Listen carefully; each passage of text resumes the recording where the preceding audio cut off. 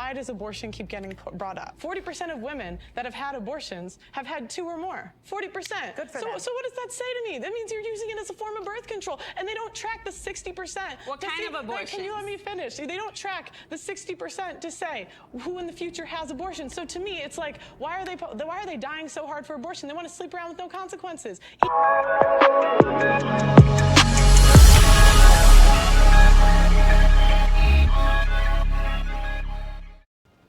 You take the blue pill, the story ends. You wake up in your bed and believe whatever you want to believe. You take the red pill, you stay in Wonderland, and I show you how deep the rabbit hole goes. Remember, all I'm offering is the truth, nothing more.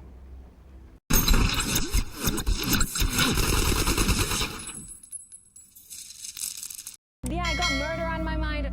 The fact that it's celebrated that murdering children, especially in late-term pregnancies, is celebrated, that people are so proud of themselves for mutilating a fetus, is just, it blows my mind. And I don't think that you need to be pro-life to even take that stand. You said late-term pregnancy. Yes. A lot of abortions do not happen. I made the distinction. I made the distinction specifically because lots of people still celebrate. There are people who, when the laws were passed, actually here in New York, they said, yes, great, yes, I love the fact but that you need to ask about what are people celebrating, right? They're celebrating access. We're not celebrating killing kids. Like that's not what it is. Well, so this is what I'm saying. So like, here's the thing: when we're talking about access to reproductive, you know, she is saying we're celebrating access. We're not celebrating the killing of kids. Well, what access are you celebrating? You know, she's trying to sugarcoat the real issue here. Let's get into it. of health and to abortion rights, right, and to being pro-choice. Listen, that's your body, you do you. The child is not your body. As I go.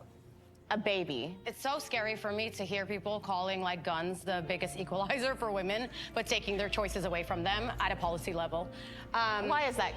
Having a gun is an equalizer. It is. Having rights is an equalizer. Yeah, that's Having right. choice is Right. an equalizer. Just like a gun right. And in this country, 41 forms of the birth policies control. that are pushed to continue perpetuating patriarchy and anti-women, like taking the autonomy away from women, it is heartbreaking to see women pushing that propaganda. It's all brainwash. Like you. Oh, it's brainwash because you don't agree with me. No, so because therefore I've been I'm brainwashed. I have lived deeply institutionalized. Man, I have lived under Islam. I'm not interested in any of that. Like, there's no like You're not guilt interested for in me. human No, I'm not interested in like living. thinking that like women are doing this really bad thing. Like in my religion, abortion is actually allowed. If the woman needs it, she's allowed, because you know it's very interesting how like fundamental America is. Like fundamentalist. This is nothing to do with very like even deep religion. This is very conservative basic thinking. scientific human rights. We're also talking about people not having access to abortion clinics where they're doing the things themselves and they die, right? We're also talking about women in the hospital who are pregnant, who have chosen to stay with their pregnancy and have issues at hospitals, and hospitals that are like, oh no, we don't do that. Listen, for whatever reason, you don't need to explain it to anybody, but a lot of times when we're talking about access to reproductive health, for me, I'm thinking about Black, Indigenous, people of color, particularly women and girls who are working class. Now, here she goes pulling the race card. This is all garbage. What she's saying is garbage. Number one, the Black, Indigenous people and Black people and brown people, people of color, I'm saying we because I'm also a Black person, we have the same access that every other race has in this country. We have the same medical access. We have the same educational access. So what she's saying here, you know, Black people, Indigenous people don't have proper reproductive health education, and the health system is not the same for this. All garbage. It's all garbage. This is the victimhood that Black women pull on themselves. Black women are always pull in this victimhood mentality. This has to stop. This has to stop. Who do not have even access to like proper sexual education. It's the oppressive state of saying, I will force you to have a child even against your own will, right? Especially when you're thinking about women and girls who would be forced to have these children, who are already living in very traumatized and scarce situations. You want to ask about barriers? That's a barrier right there. Women in poverty aren't able to access the way that rich women are, and no matter what happens, rich women are gonna. That's a lie. That's a complete lie. That is a complete lie. That is not true. There's so many abortion clinics in poor neighborhoods that poor or lower to middle class women have access to, that are free. It's unthinkable. This is something that is out there. It's in the air. We all know this. So this whole women who are poor, and it's all garbage. It's all garbage. They also have access. And on top of that, they have more access than the rich people. Let's get into it. Getting abortions, and people in poverty are gonna not. And the choice, opening it up, the overruling is marginally affecting people of color, people in poverty, way more than people who are going to get access to those abortions. Actually, anyway. Incorrect. You're the misquote. There's actually more abortions for people in poverty. It's just at a lower rate. Yep. There you go. Shut down.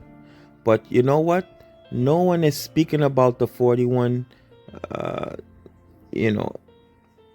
the amount of contraceptive that women have, and the access to contraceptive that women have. And not only that, they have the morning after pill. No one is speaking about this. Did you guys notice this? No one is speaking about these things. They're only speaking about what to do, what happens after they get pregnant. It's like they don't want to take accountability for what they've done, but they want to throw it out there as though they have no access. Why do you think that abortion has been so tied up in this feminism conversation? It's all just social structure set up around bodies. So if not all women are able to have babies, but it's about the barriers and value that we give to these specific bodies, right? And so if abortion happens in a woman's body, that's why this conversation is coming up. Can I ask you a question? Sure. You said that not all women are able to have babies or pregnancies. Are you saying, meaning like an infertility issue? A number of reasons. There's all kinds of reasons that not all women are having babies. Pearl, I saw your hand up. Yeah. I think women want to sleep around and not have any consequence for it. Hell yeah, we do. Yeah, instead of... See? There you go. Pearl called out the bullshit. She called it out. And you know what? That is the reality. A large percentage of abortions happen out of convenience. Women aren't doing it because of a health reason.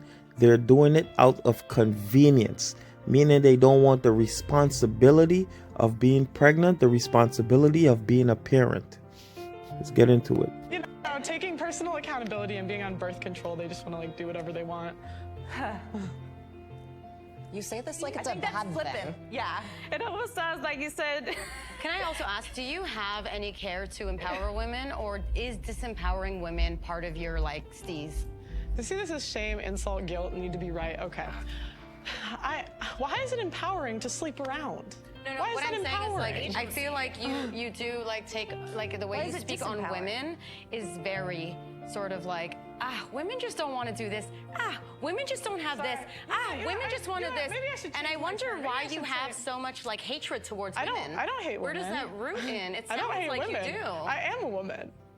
I That doesn't don't. mean you don't have I could be self-hate. black and still be Exactly. internalized racism. Exactly. Like, I'm saying specific things that you're saying, like women don't want to work, women don't want to this, women want to sleep around. Where did you learn these? But where is the lies? Where is the lies? Belief systems from? Because, okay, the question was, why does abortion keep getting brought up? 40% of women that have had abortions have had 2 or more. 40%. Good for so, them. so what does that say to me? That means you're using it as a form of birth control. And they don't track the 60%. What to kind see, of Wait, can you let abortions? me finish? They don't track the 60% to say who in the future has abortion. So to me, it's like, why are they dying so hard for abortion? They want to sleep around with no consequences, even though you have 41 forms of birth control. Who does that benefit? I don't think that benefits women. I think actually that benefits men because it means that men can have sex with you without consequence. It means that you can sleep with whoever you feel like, great, but there are consequences because women are the ones who get pregnant and carry babies and give birth. These are Right. So women should, on the other hand, should be more cautious about this. And you know what? Women have an extremely larger amount of access to the different kinds of birth control. So why aren't they using it? Binary these are- version of yes, sex. because sex is binary, but please let me finish my point. Oh God. It's tricking women into thinking that aborting a pregnancy, terminating pregnancy, is something to be celebrated, when in reality, for a lot of women, especially those who are doing it under duress, say that they've been raped, or that, you know, in the small circumstances where something really traumatic has happened to them, that's a medical decision. Or say that they're miscarrying and then they have to, you know, have an assisted termination. That's a medical procedure. It's not a celebration of, oh, look at the The idea, the sort of like moral setting of that it needs to be rare is, I think the delineation between that's a medical abortion and that's like a fun abortion is really interesting because they're all medical. It's all a medical procedure. And so no matter what you're doing, going in there and getting it, like that. No. She's trying to defend it. Absolutely not. Yes, they're all medical procedures, but then there's out of convenience and out of safety. So yes, when there's ectopic pregnancies, which can actually kill the person, yes, and it's caught early, of course.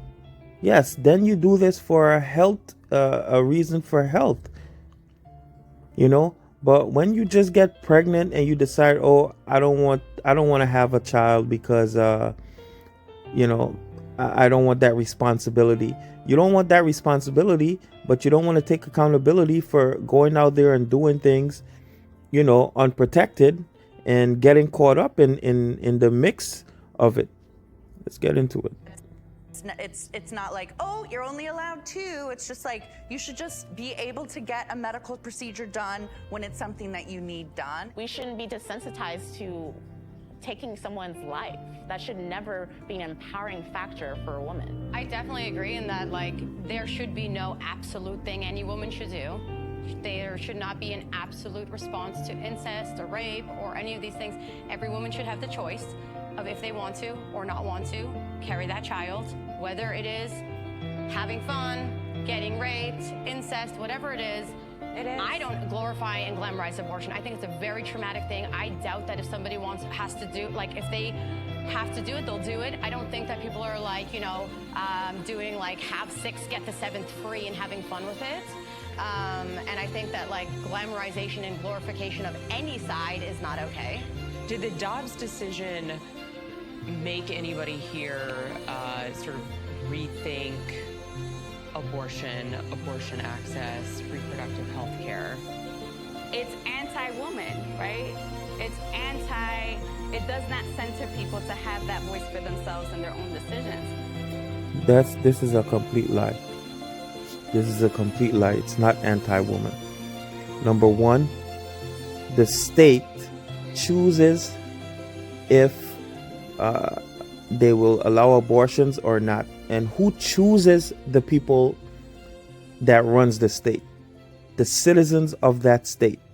So if you live in a state that went ahead with doing abortions, That's a choice. Women actually have the choice. That means the majority of people in that state has elected that person who chose, who is either anti-abortion or pro-abortion. That's why you see different states have different laws. You know, if you're in a state that says we'll have abortion, that means the large majority of that state has voted to put that person in power to choose what they want, which is abortions or anti-abortion. So her saying that it's a choice being taken away, like what all the other women are saying, is complete garbage. Because, okay, let's say she's in a state that is anti-abortion. Simple. Get up and move to a state that's pro-abortion. Problem fixed. Right. It is a barrier. It's it does not center people to have that voice for themselves and their own decisions, right? It is a barrier, right?